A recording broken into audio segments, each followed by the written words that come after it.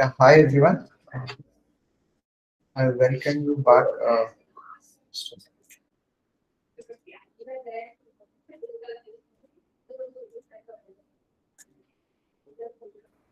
Yeah, Dr. Shiva. Yeah. Hi, Professor.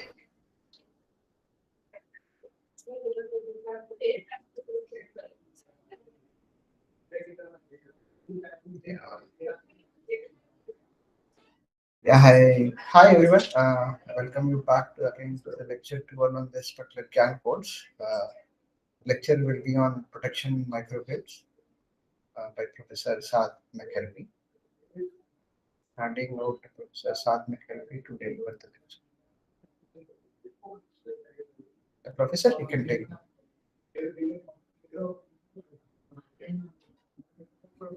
Professor, you are not audible.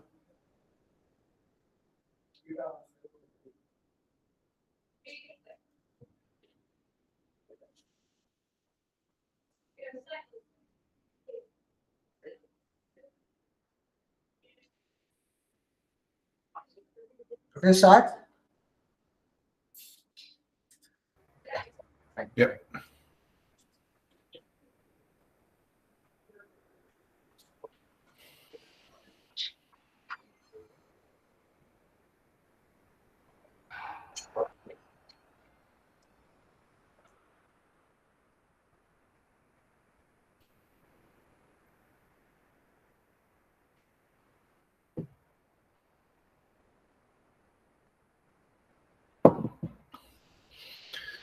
I think, is it all good? Yeah, it's all good. Okay, thank you very much. I think there is one, just now, before we break, there is one question on the master, okay, just a minute. Master slave control belong in which hierarchy? Let me go back. Sorry, I missed that, no. Okay. Okay, if we look into this the hierarchy, the control, which the question was, the master slave control belongs to which hierarchy? So it belongs to the secondary control, okay, because it's in charge of voltage and frequency regulation, right? So that's the question. I don't know if the person is able to hear us. So that's the answer for the questions. Okay. Now I think we have discussed the all control, peer-to-peer, master-slave, and then we are now in, I think, the last part of the control, which is the control methods that's been used. And as we explained before, okay, so the main objective of operating this control is to make reliable operations in both grid-connected and also islanded mode. These are the two modes of operations. And depending on the DG operating conditions, there are three main types of control method that usually we use. PQ control, VF control, and drop control. Okay, so we will be reviewing each one of them. For example, if we talking about the PQ control, okay, so the main objective of this is to control active and reactive power constant when the frequency and the voltage deviations within the limit. So the main objective of this is always to maintain the active and reactive constant, okay? And maybe move to the next slide, maybe better.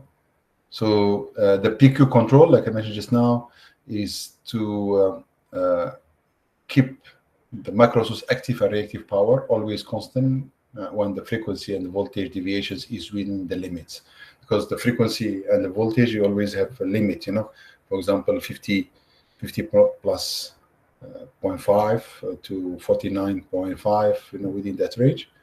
In the PQ control also, the active and reactive power are firstly decoupled in order to achieve independent control. Okay, so we control independently PQ and they decouple first, and then the reactive power controllers aims to maintain the active power output constant at a given reference within the range of frequency, and the controller for the active power is to maintain the reactive power within perceptible range of voltage. So these are the two main constraints. So frequency always related to the active power, voltage always relative to the reactive power. So they are decoupled, okay, and then it's been measured, and then this is in case in what you call grid connected mode. Okay, however, in islanded mode, PQ and control method cannot be maintained. Okay, cannot maintain the frequency and the voltage. So there should be an extra distributed generator is needed to regulate the voltage and frequency, and that's what we said just now before the break. For islanded mode, there should be another source that is responsible for regulating the voltage and frequency. Okay. Yeah, if it's operated in grid connected mode, I think that's the grid is one responsible of maintaining the voltage and the frequency for the microgrid. So this is the what we call how the PQ control works actually in microgrid systems, either in grid connected mode or in what we call islanded mode. For the second one, which is the VF control, okay. In the VF control, the objective of the VF control is always to maintain the system frequency and voltage magnitude constants, regardless the actual active and reactive power outputs of the DG. All right. So frequency control adjusts the active power, okay, and the voltage control adjusts the reactive power output to maintain the voltage within given values or given reference. So the VF control is common when the microgrid operates in islanded mode, mainly commonly used in islanded operations. Okay, so these are the summary actually of these two. We can go in the detailed loop of these controllers. Okay, the last control method or the control type that can be used is what we call the droop control. Okay, the droop control, it's a very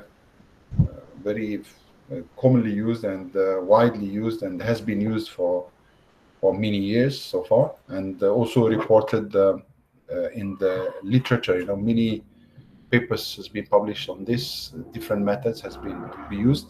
Okay. And it's the drop control. It's one of the key solutions actually for sharing the demand power between generators, okay, in autonomous microgrids, okay, where there is no support from the electricity distribution system. So this is when we share, from power sharing and demand power from different microgrids or different DGs. Okay, so under the drop control, we have what we call the active power control.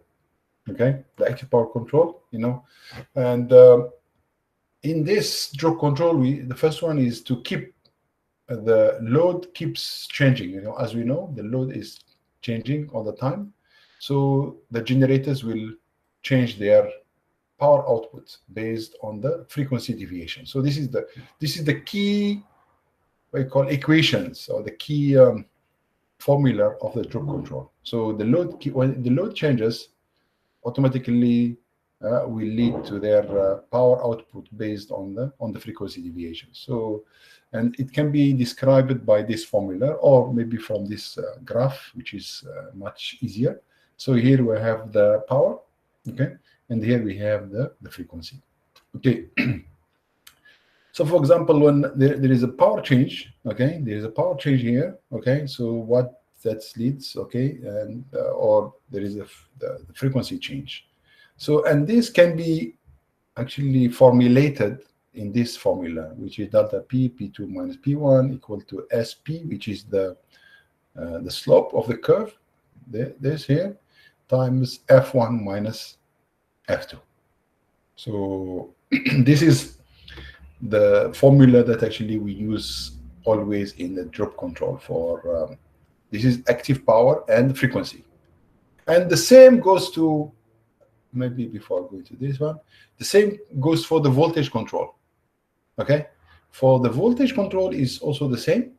So when the linear relationship between reactive power and the voltage, so whenever there is a change in what I call in reactive power or the voltage, so that leads to so for example, let's take this point here.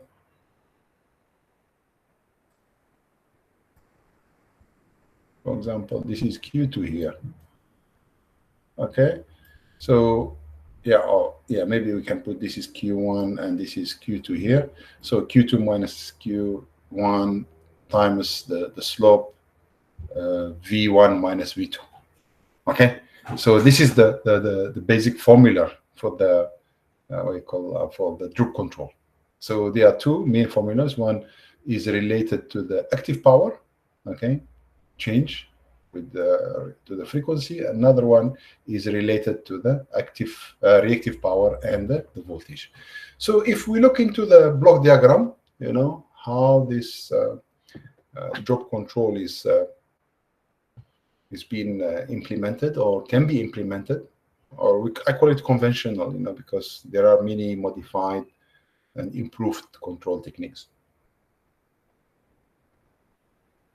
So what you can see here, so we have a different DGs, okay, and these different DGs, so we measure the voltage and the frequency, and then we have the PQ calculations, okay, and then here would be P2 minus P1 and times M, which is the slope just now we define. The same thing here, Q times Q1 minus Q2, Q2 minus Q1 times the constant here, or the slope, and then we have the reference, what you call voltage, and then we have here the reference frequency, okay, and we generate what would be the voltage and what will be the frequency, and that actually gives the voltage reference to the voltage and current loops, and then we'll generate the PWM, and then it will control the inverter or things. And you can see here we have the PWM pass width modulation control, which connected to the gate drives of the inverters, and then it will. So this is how it works, the drop control. It's quite actually very simple and very straightforward. You know, it's based on the voltage and current and the change in voltage and change in load, and then that will result in doing this. So that's actually the conventional, or yeah, it's actually even the modified one are similar to this. Okay, so this is about the three what do you call, the three control methods that we usually use. Okay, and as I said, these are typically used either in a grid connected mode or in islanded mode.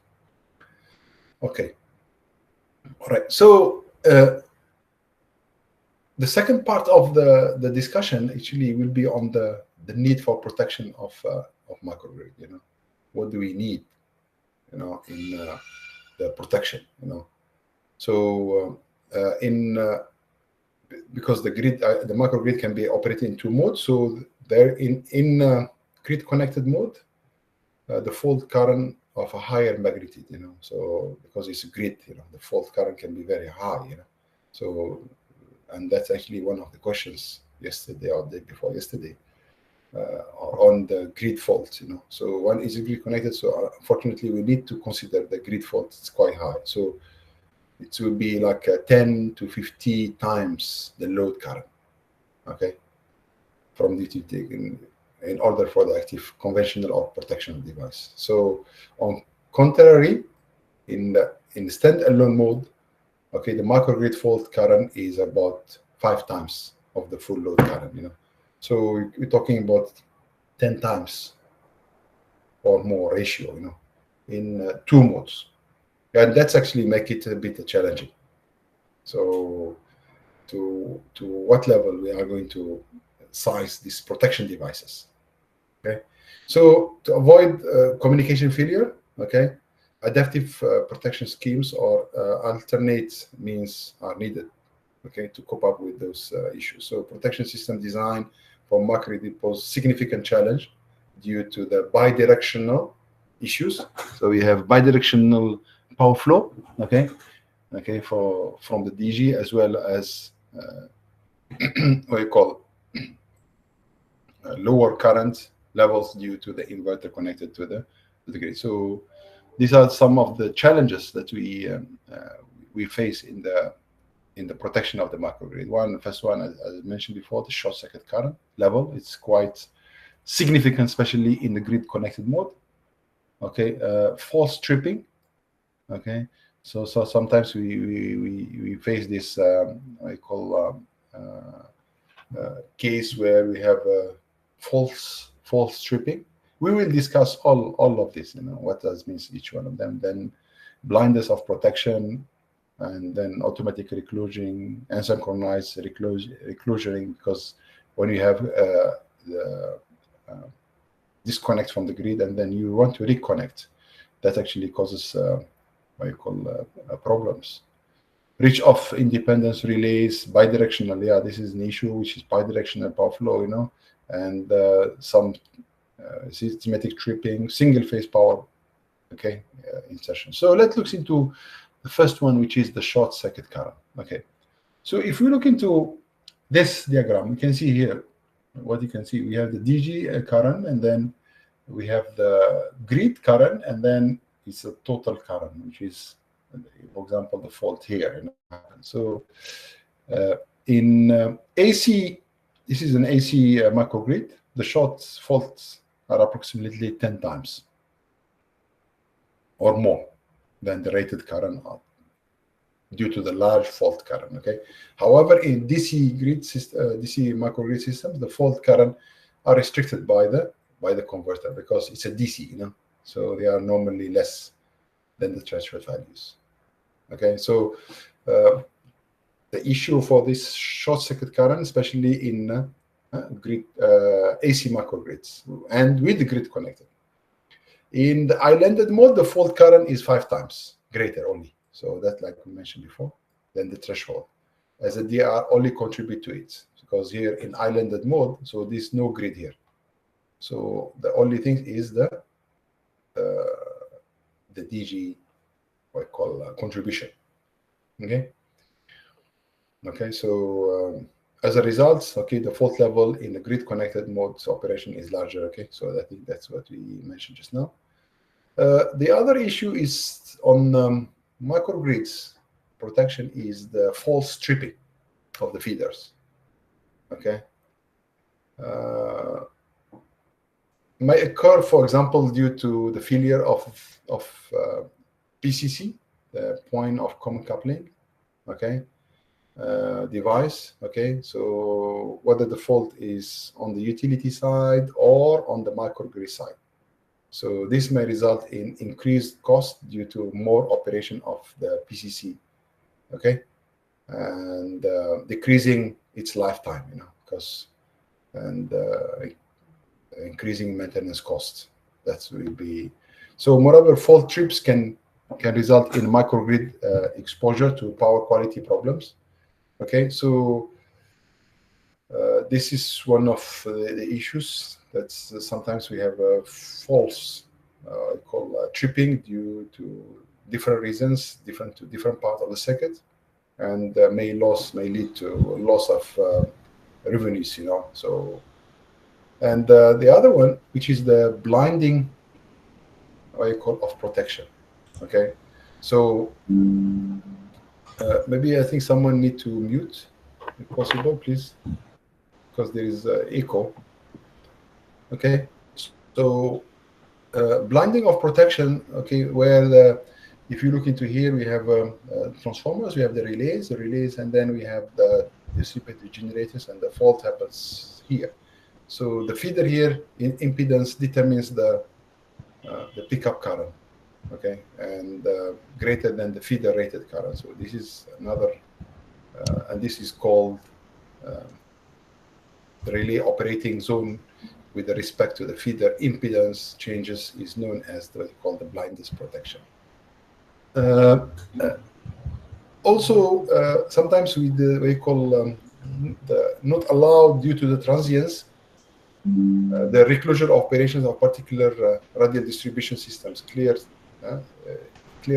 transient faults.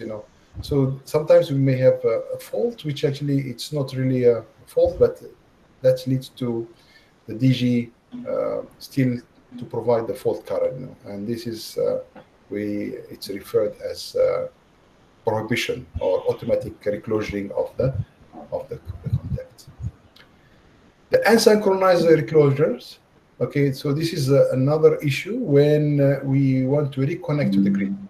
Okay, when we want to reconnect to the grid, okay, the closure, it's not done synchronizing, and due to this connection without considering synchronizations, then it will lead to this kind of fault, because maybe the microgrid was operating on isolated or non-connected, not connected to the grid, and then reconnect back to the grid.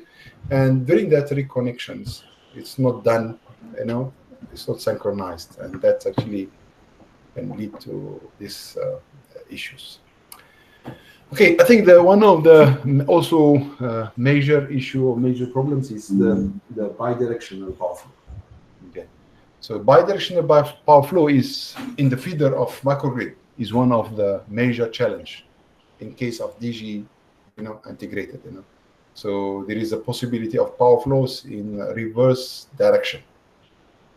Means supposed to go from this DG to the grid, and then it flows from the grid to the DG. Okay, and this may may lead to many issues. Either from from the DG to the grid. When the local generation level surpasses the local consumption level, so means the grid, the DG keep pumping the power to the grid, and what you call, and it is saturated, saturated. So that's actually one of the issues of these bidirectional converters. But I think this has been recently addressed. Has been addressed recently, and especially with smart inverters and smart converters, and sometimes we may use different devices for protection from this kind of issue. Sympathetic tripping also, that's when you're having a system. Okay, tripping occurs when the protective device activate in external protective zone, outside of the zone of the protection. So it's in proper protections. So that's actually also another issue which can be faced.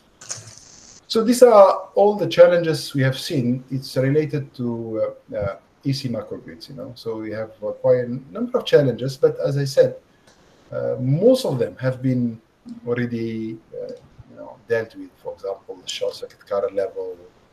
So we have devices which can handle high, we have problems now, false tripping. This is also been addressed.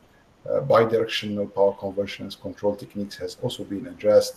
So there are quite a number of what I call solutions actually addressed in microgrid operations. So how about the DC microgrid? Okay. In the DC microgrids, there are other challenges.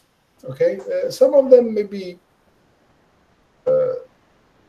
similar or related, like for example the short circuit what you call current. Okay. So one of the issues is the grounding. Why the problem is the grounding?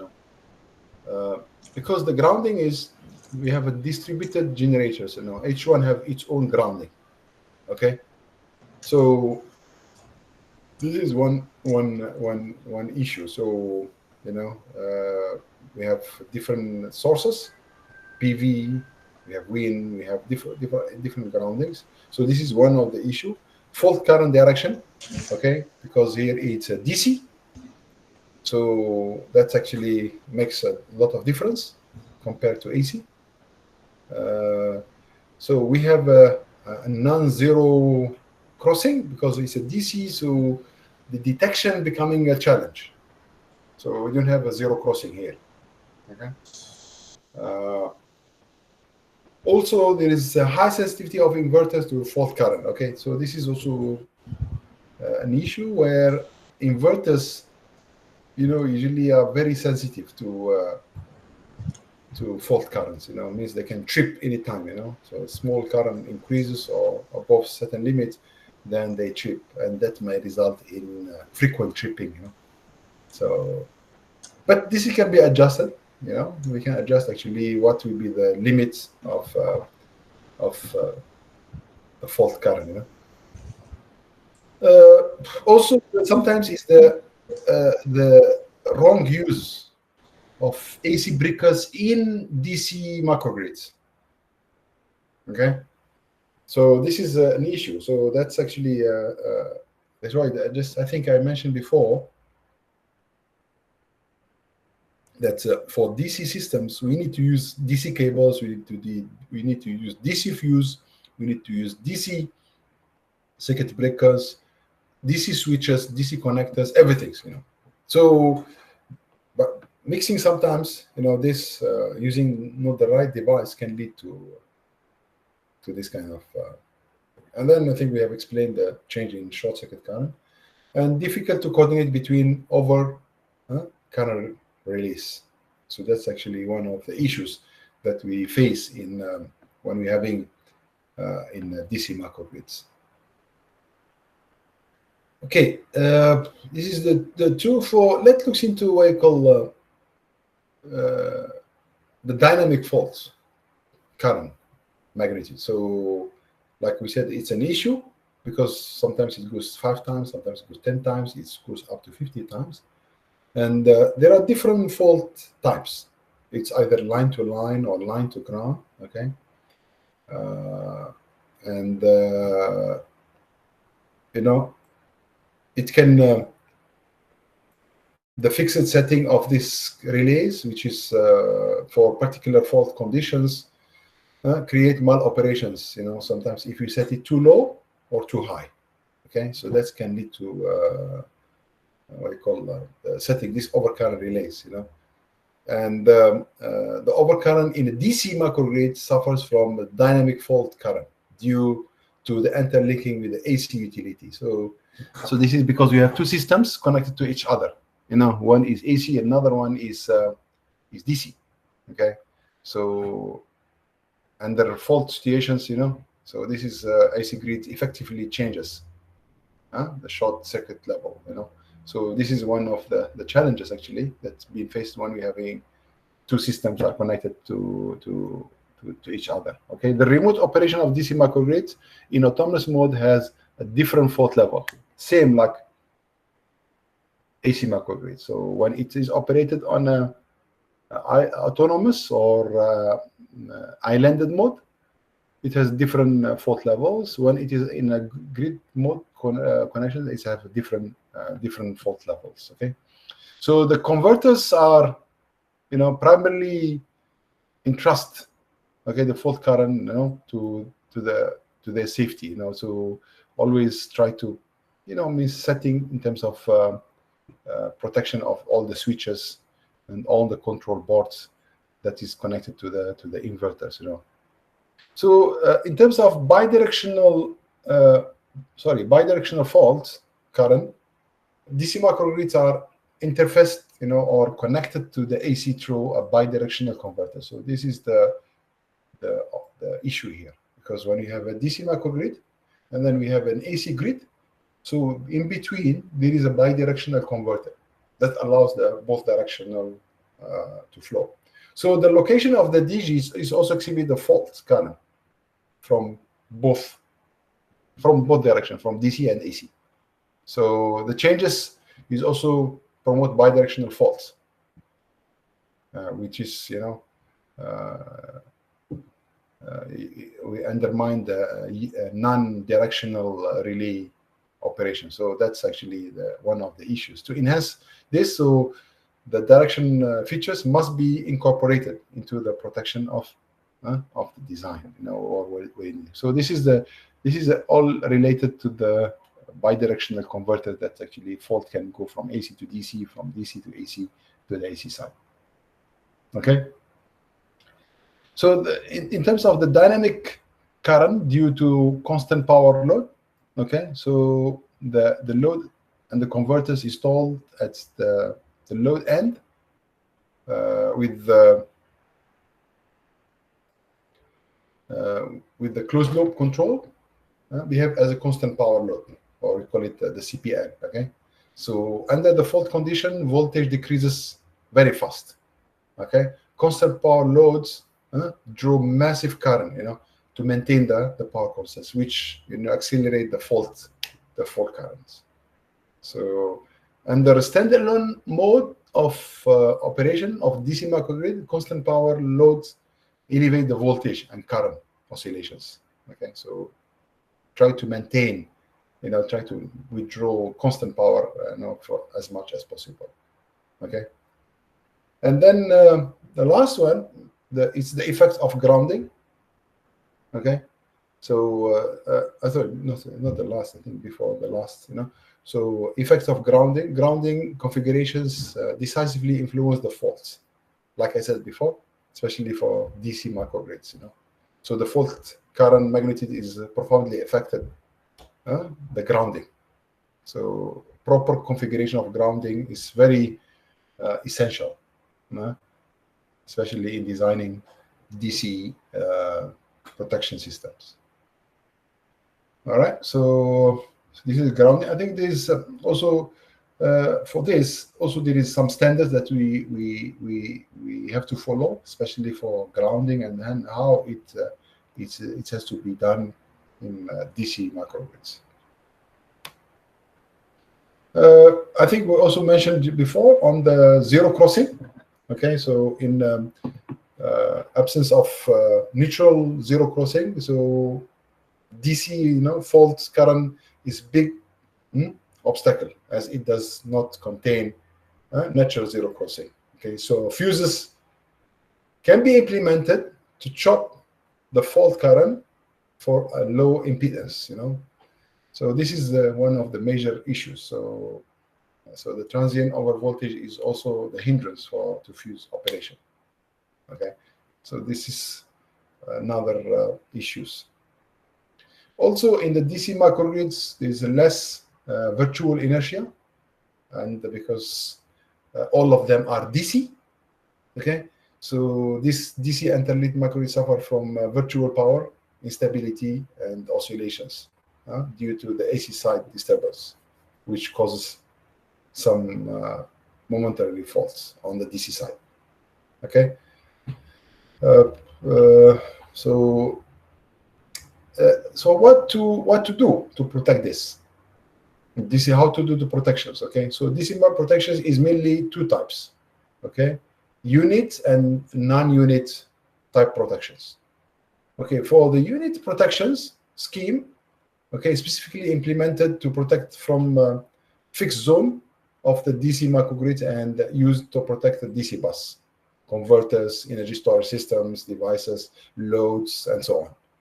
Okay, so the current differential protection is also most commonly implemented in unit protection. Okay, so also the non-unit protection, okay, it relies on the predefined threshold setting of the electrical quantities operation. So non-unit protection includes the overcurrent, under or over voltage, current and voltage deviations, and so on and so forth. So these are the two ways and schemes. And there are a few strategies, actually. There are a few strategies that we use in microgrid protection. So one is adaptive. So protection strategies to try to adapt to the fault. The second one is differential. Okay. And for example, like if we look into the adaptive approach, the ability to the power system to adjust itself with the current operating condition. So try to adapt to itself, without external what they call interference. Okay, by adaptively changing the related setting according to the operation condition. So it's adaptive, from the word adapt, to the current conditions. The other one is the differential protection. For differential protection, scheme follow the fundamental of the KCL, the Kirchhoff's current law, to operate at the time when the difference of the current entering and leaving across the feeder exceeds the predefined threshold.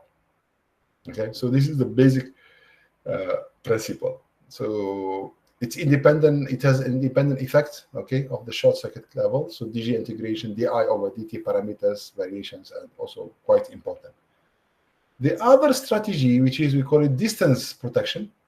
Okay, in the distance protections, the fundamental principle of this protection method is used in AC microgrid, and is based on the distance measurement through calculating the short circuit impedance between the fault and the protective device.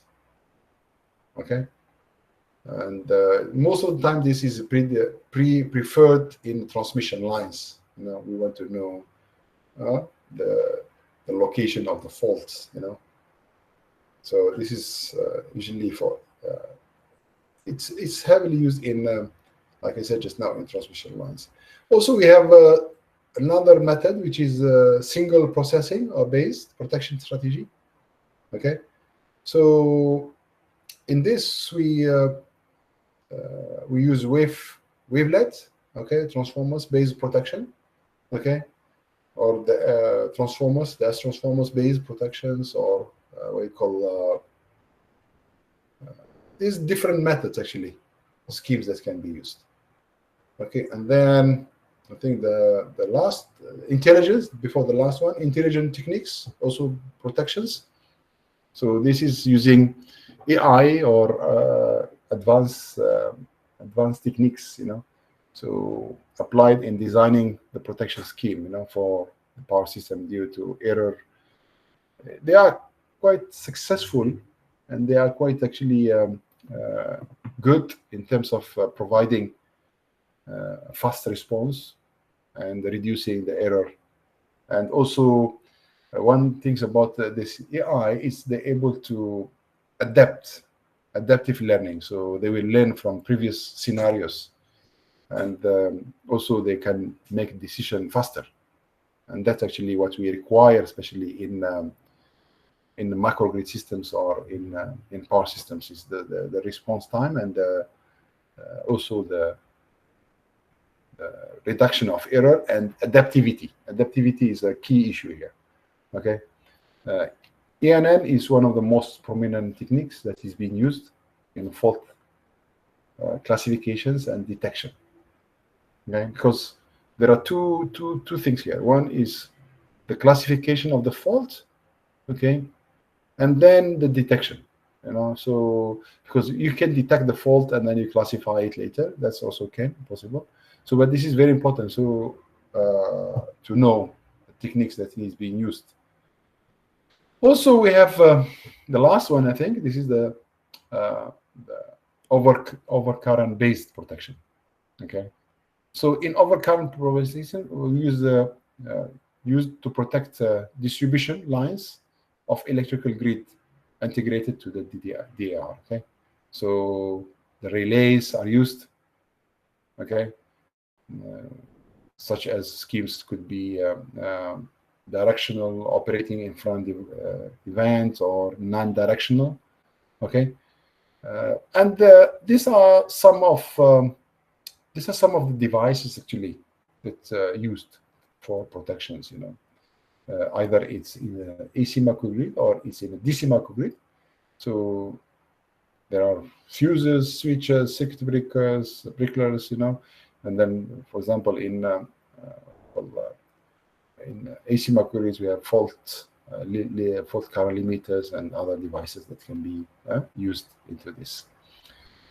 So there are other points which I would like to mention before. Maybe if we have some time, we can go to the energy management part. I'm not sure if we have some time, and maybe if we have any questions here before we move to because maybe I have another 15 minutes, but I need to move to any questions or any before we move to the next. Maybe I will have another 15 minutes. Any questions from the participants? Because we need a bit to be faster.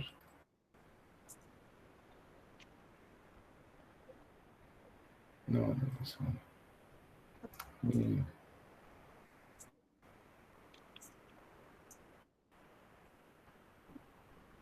7, 8. 7, 8. Yeah. I think maybe spend another 5-10 minutes, 10 minutes, and then we maybe leave 5 minutes for questions, even for the previous session and the current session. So, yeah, just a minute. I would like to share this before we end. Yeah, this one here, screen number 1, share, and PowerPoint, lecture 8, screen sharing, and then setting. View. Yeah, just a brief what I call on the energy management, because also this is it's very important. It's related more or less to the control, but sometimes we may lead differently. So first one, we will define why the need of energy for microgrid energy management systems.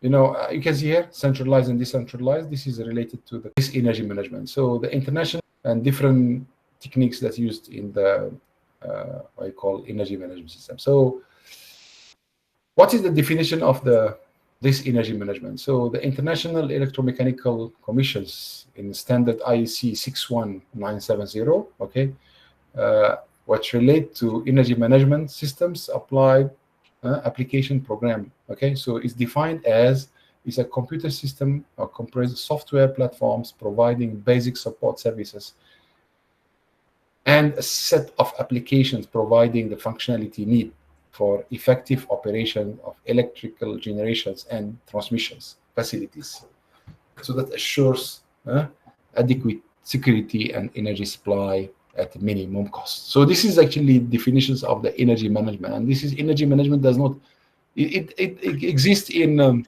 even in the large grids. How you manage your okay. So why the need for this energy management system? So most of the time, microgrids have a limitation. Okay, especially due to the high cost investment in renewable energy storage systems. Also, sometimes it's the high deployment, in intermittent of renewables. Okay, and then energy management systems of microgrid, so it's maintain both, the supply and the demand side management. So we have demand side management, and then also the we call the supply side management, while satisfying the constraint. Okay, so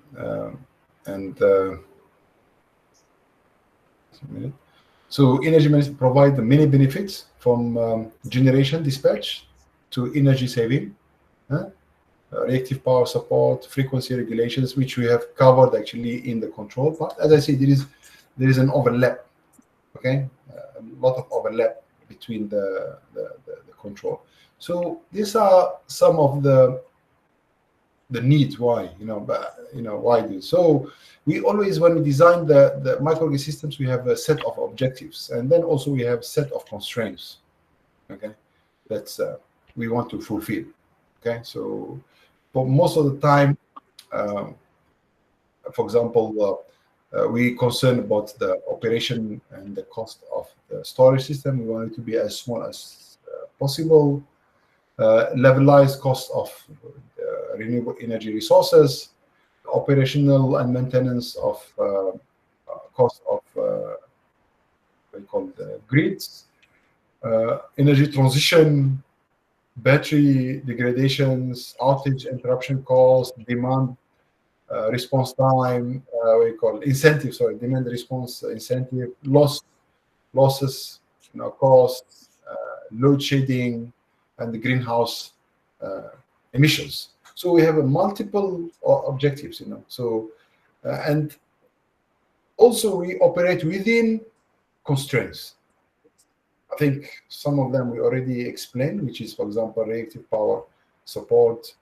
What we call there are some physical limits, okay, for energy storage systems, for energy balancing. So there are big objectives, but we have also a set of constraints that we operate. Okay, so in microgrid energy management systems performs variety of functions. Okay, not only you call, just now we talked about the frequency and oh, sorry.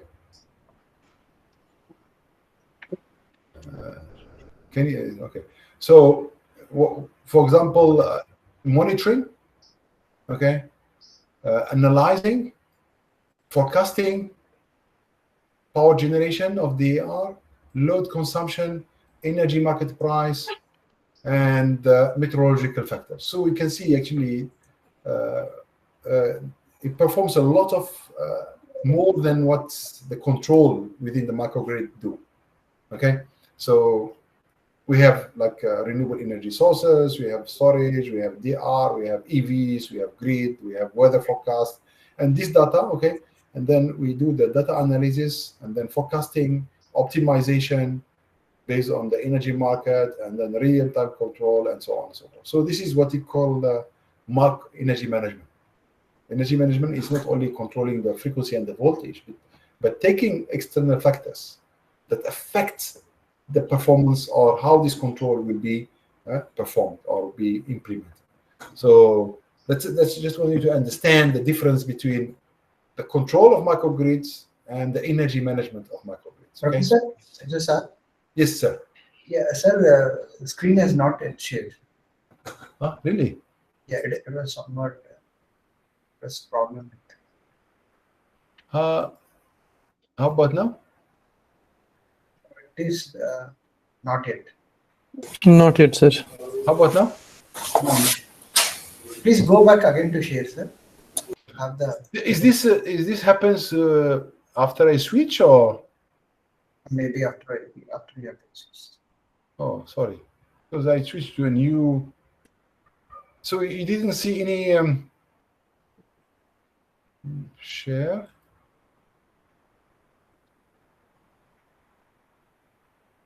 Entire screen one. Okay, and then where is my PowerPoint?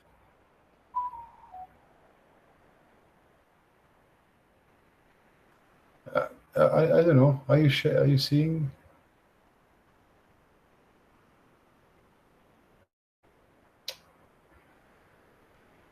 Sir,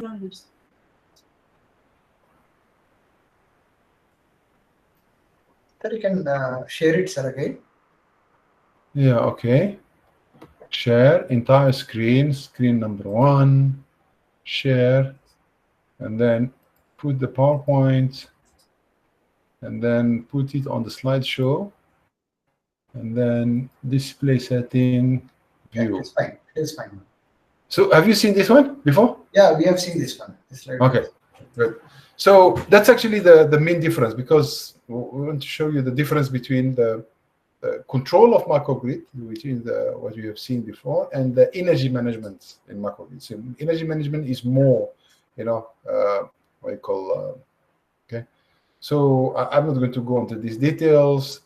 So I think we have discussed decentralized, centralized versus decentralized. I think we have done this.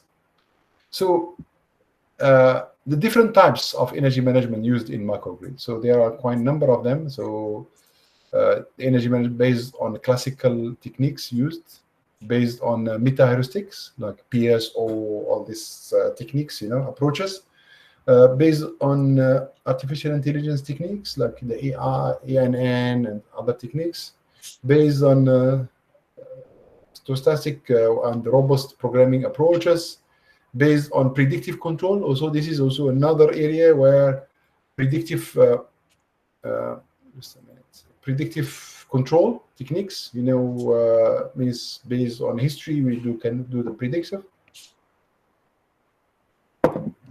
So there are actually quite a number of them. So, for example, maybe look into some classical energy divide into two. Okay. So mixed integral programming, or so these are some different methods. Unfortunately, we don't have much time, but so these are some meta heuristic techniques which you use.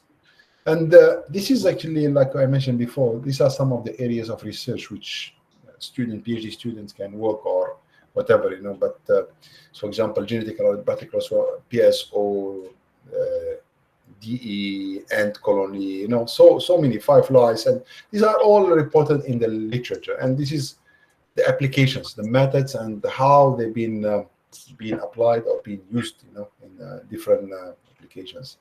Also, artificial intelligence, starting with the classical artificial intelligence, which is the fuzzy and neuro, multi-agent, game theory, and so on, adaptive intelligence techniques. So, and this is the comparison and the applications where we use them. For example, So, for example, here the game theory, the objective are to achieve maximum utilizations on the presumed level and maximum profits from on the microgrid.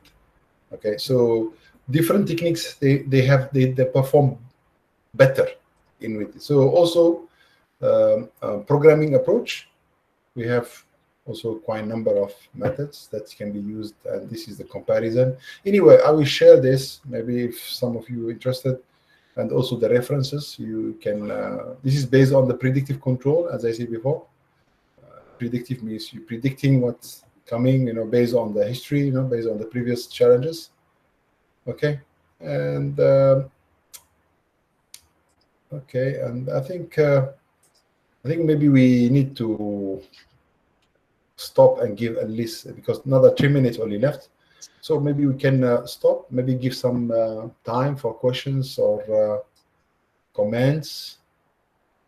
Unfortunately, the time, constraint, especially today, means I was thinking it is 3 hours, but it turned up only 2 hours, and it's so maybe we can open for, we have another 3 minutes. Any questions, or maybe stop presenting, and maybe see the chat.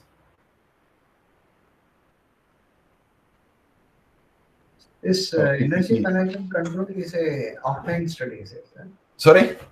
The energy management control, is it offline study only, right? Yes, it's offline. Yep. Okay. Where you should have a thorough knowledge of the entire microgrid. So it's based on data that you collect. Okay. Yeah, it's based on the data that you collect. It's offline and design and then deploy. Yeah, because it does not use only the actual system, data now, but it uses historical data. For example, wind speed, using osmolar irradiance, using load profile, using so it's a combination of a lot of data which cannot be provided online. Yeah, it's offline. Okay. Okay, any other questions, or guys? All right, still have some few minutes. So, in a standalone DC microgrid, so just some control strategies required to be implemented. In standalone DC microgrid, I think some of the control techniques which we have seen, okay, can be applied in DC microgrids. DC microgrid is relatively easier to control if you have a full DC microgrid. Okay, when I see here your question is on standalone, means it's not grid connected, because if we have a grid connected, that's different issues. Actually, we have more challenges. But if it is a pure DC microgrid, okay, there are many control. You can use the predictive control. We can use different controls that need to be implemented and used. Even simple control techniques also can be used. DC, usually when we deal with DC isolated standalone, it's much more simpler actually to work. Any simple control technique can work. Okay, any simple control technique. Okay, good.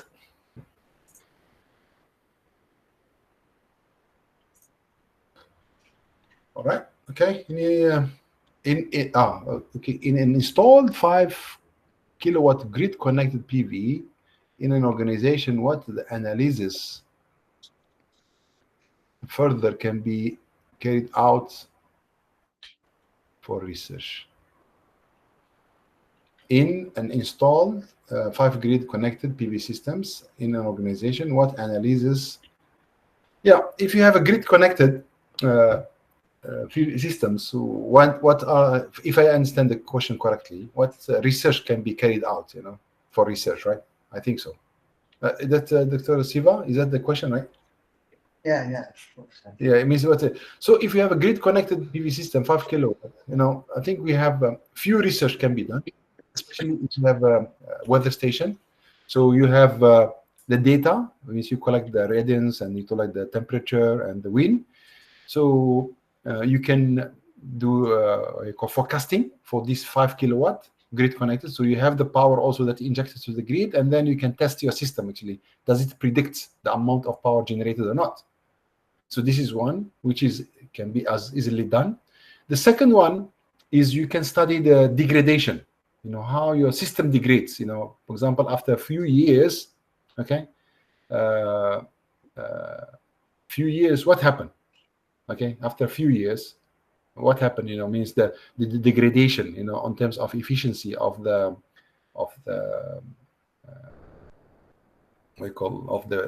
grid connected PV system. So study the degradations. For example, this year maybe we get the amount of power, how much power injected with relation to the weather conditions, and this is, so we can see the degradations. That's actually can be a good topics. Yeah. This is subject that we have access to the data. Okay, another question, which is Dr. Shiva. Okay, is protection in microgrid is integral part of the hierarchy control of the micro? Yes, it should be. Okay, it should be, because that's have to be linked, to be linked to each other. Yep. Another question: the difference between standalone, isolated, and autonomous microgrid. Yeah, it's very confusing. Very true, the terms. So in microgrid, if it is grid connected, it can operate on what you call grid connection and isolated. Okay. Standalone, the term standalone, usually we use it when there is no grid connections. Okay, so there is no grid, so there is no grid at all. Then we can see this is a standalone system. Okay, standalone system, so it's not. But if we have a grid connected, then we have two modes. We have either it is on a grid connected mode, or isolated. Means it just isolates from the grid, but it can be reconnected again. So I know it's a bit confusing, but just put in mind, okay? Microgrid, we have either grid connected or standalone. Standalone means there is no grid at all, okay? Right? So we have only one mode of operation. If it is what you call grid connected, we have grid connected mode and isolated mode operations. So sometimes autonomous also can be used, yeah. So it's sometimes it's a bit what you call confusing actually this, but just either is grid connected or is standalone. Okay, good. Any further questions? I think, yeah. Otherwise, I think we have time for exams now, Yeah. Especially for people who are interested to pass the exam.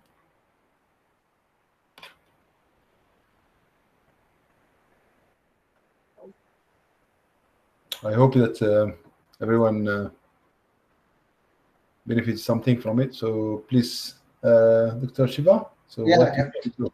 I think we can start over here. Yeah.